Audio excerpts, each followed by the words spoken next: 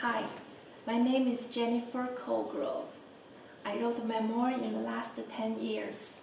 It is called Foolishly Brave, Unconditionally Blessed, From a Chinese Girl to American Working Mother. It's available in both English and Chinese on Amazon. We told several stories before.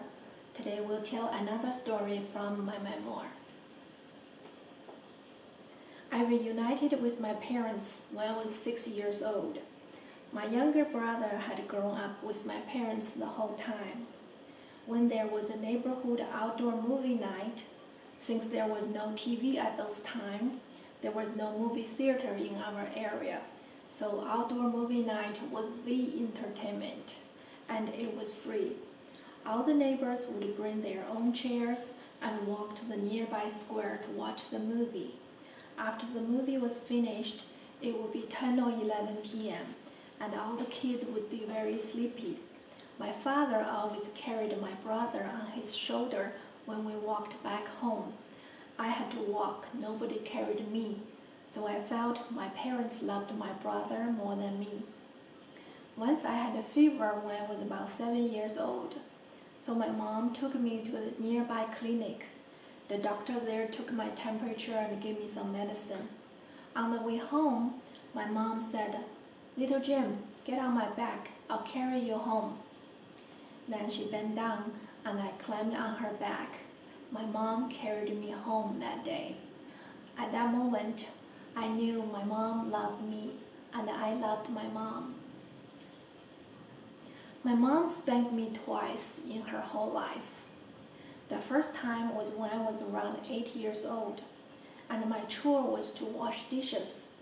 I accidentally dropped a bowl, and the bowl dropped to the concrete floor and broke to pieces. I held up my wet hand and froze. My mom saw the broken bowl and was very upset. She came to me and spanked my butt. I started to cry.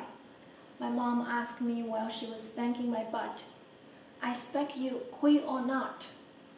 I didn't know what kui meant at that time. I never used that word. I thought maybe it means the same as should, so I replied, "Kui."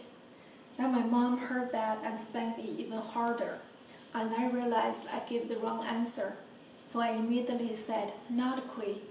Then my mom stopped spanking me. From then on, I was very careful when handling fragile things. I don't want to break any things. I don't blame my mom, since they were poor. A bowl cost about 1 day's wage at that time. The second time my mom spanked me was when I was 9. I got an 80% in one test.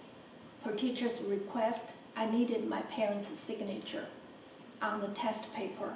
My mom saw the score and got mad, since my score was usually above 90. She shouted at me, "How come you got this low score? Why didn't you study hard? Mom and Dad worked so hard for you to get education, and you just play at school?" She then started spanking my butt. I started to cry and cry. After a while, my mom said to me, "Stop crying. If you keep crying, I'll spank you more." I thought about my choices. If I kept crying, I would get more spanking, or I should stop crying so I don't get more. So I decided to stop crying. From then on, I dare not study hard.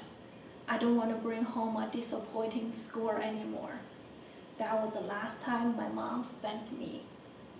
When I was 12 years old, one evening, my mom and I took a walk around the neighborhood. After dinner, that was our routine at that time. I realized my mom hadn't spanked me for years. I asked my mom, "Mom, you hadn't spanked me for several years. Why don't you spank me anymore?" My mom looked at me and smiled. "You've grown up. You know good and bad. You studied diligently at school. I don't need to spank you anymore." Thank you for watching. We'll tell more stories tomorrow.